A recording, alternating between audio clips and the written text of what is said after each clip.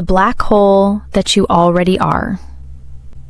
Stop everything for one breath. Really stop. Let the phone rest. Let the future and the past fall away like dead leaves. Let even the idea that you are reading these words dissolve. Now, without moving a muscle, ask the one question that has haunted every mystic, every physicist, every child who has ever stared at the night sky. Who am I, really? Don't answer with your name, your history, your wounds, your dreams. Look. Look directly, nakedly, mercilessly at the place from which this question arises. If you dare to keep looking, something terrifying and exquisite happens. First, the body disappears. Not metaphorically. You literally can't find it anymore. The head you thought you lived in becomes a hollow of space. The chest dissolves. Even the sensation of breathing happens into nowhere. Then the watcher disappears. The subtle presence that was always looking thins out, flickers, and gone. What remains is not peace in the usual sense. What remains is a perfectly black, perfectly silent, perfectly awake abyss. No surface, no bottom, no center, no light, yet nothing is hidden. It swallows galaxies of thought without a ripple.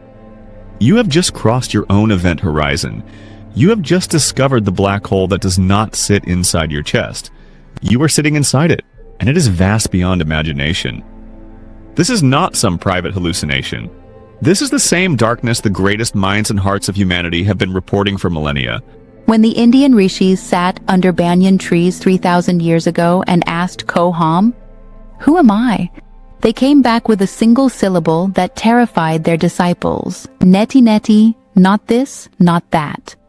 Everything they could point to dissolved into tamasa paramam, darkness beyond darkness. When Moses stood before the burning bush and asked the name of God, the answer came as a thunder of negation. Ehyeh asher ehyeh, I am that I am.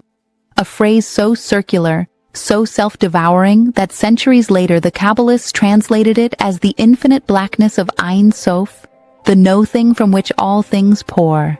When Meister Eckhart preached in Cologne in 1320, he told the stunned congregation, "The eye with which I see God is the same eye with which God sees me.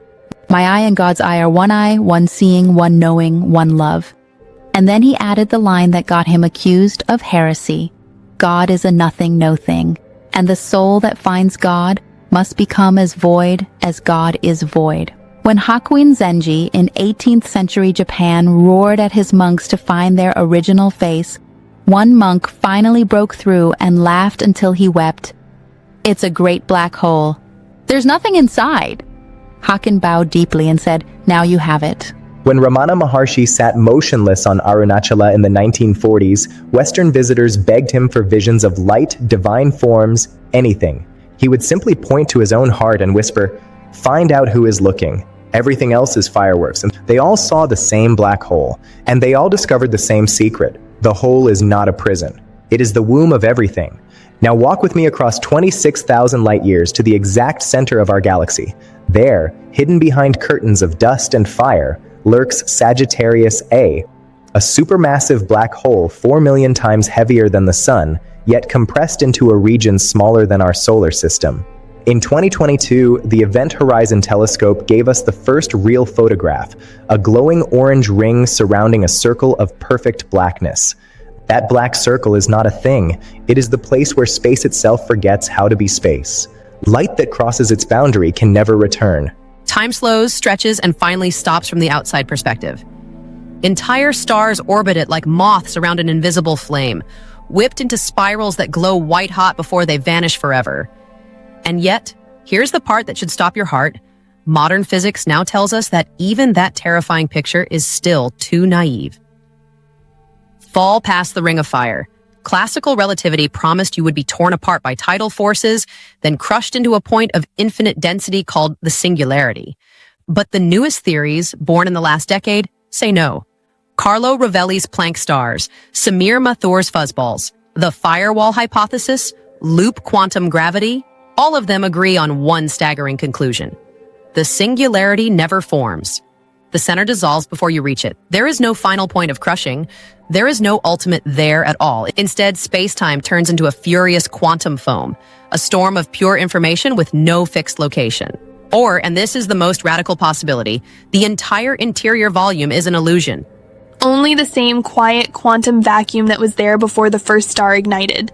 One day your body will cool, your heart will stop, your thoughts will scatter like startled birds.